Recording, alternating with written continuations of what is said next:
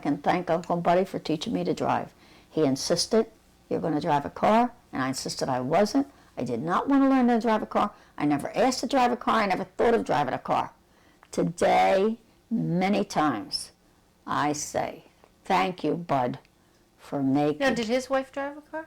No. Now, why did he think you should drive a car if she... We had been in that serious accident, and I wouldn't get in a car. And I would say, I went in buses all my life. What do I care? Oh, you wouldn't get in a car? I wouldn't get in a car. No, I'm not getting in a car. And so he said, you are getting in a car. And he came, and I said, what are you doing here?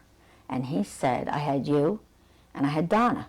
And he said, your father got home from work early, 3 o'clock, and it was around that time of the afternoon. He said, get your coat on, you're going to drive a car. And it was a stick shift. I said, I didn't have a permit. I said, I do not want to drive a car. He said, you are driving a car. You are getting in that car, your own car, and you are driving. Your father's minding the kids. I go out. I don't know a thing about gear shifts and all that stuff. Got in. He said, go down this street. This back street was paved but wasn't really an open traffic street. So you're going to go down that street. There's no traffic. I'm going to tell you to turn. I'm going to tell you to stop. You're going to stop. I'm going to tell you to go this way. I'm going to tell you to back up. And then I did. And I kept bucking the clutch all the time. The car kept shaking, and he kept screaming at me, you do that one more time, I'm out of here. You're taking this car by yourself home. Please, oh, please, I'm trying to go. Phil, go take me home, let me home. You're driving this car. Take me out right on a regular road, screaming at me. First time, no permit, nothing. I said, I don't have a permit. I can't go. I can't go. Oh, you're going. You are going. And so took me and screamed and yelled, and I was crying. He said, years later, you were the biggest crybaby of anybody I drove, and not only were you the biggest crybaby, you were the most stupid.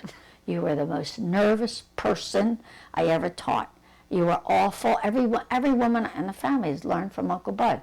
He said, I was like a basket case. I would tell your father, tell him I'm sick today, go call him up, tell him I don't want to go there, I don't want to do that. Please, your father would say, do you want me to do it?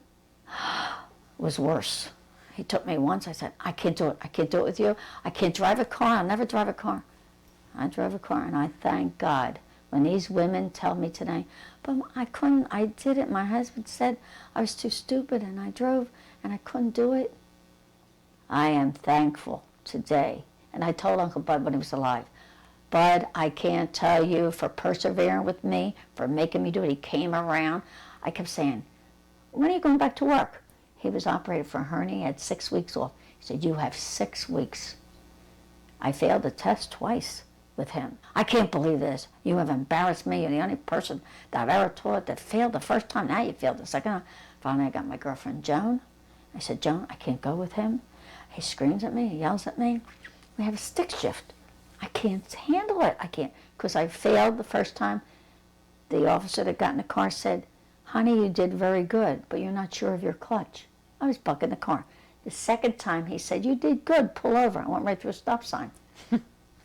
And see, so there. So Joan, good-hearted Joan, we're going in my car. Get your sister Alice to mind the kids. She brought her kids up to our house.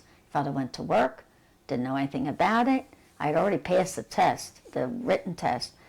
Joan came up with a brand new automatic car. I had no clutch. We went right down. It was far where you went.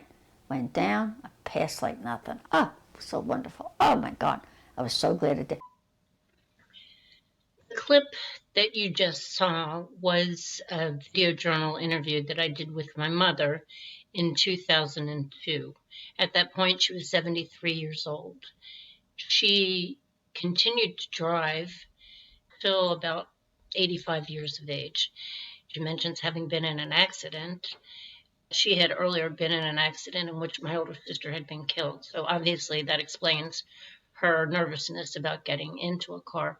But beyond that, it's interesting to note that in the 1960s, 55% of women had driver's license. So it's just a change with generations. I know at 15, I was getting my permit and I couldn't wait to drive. So anyway, that was her video. Thanks.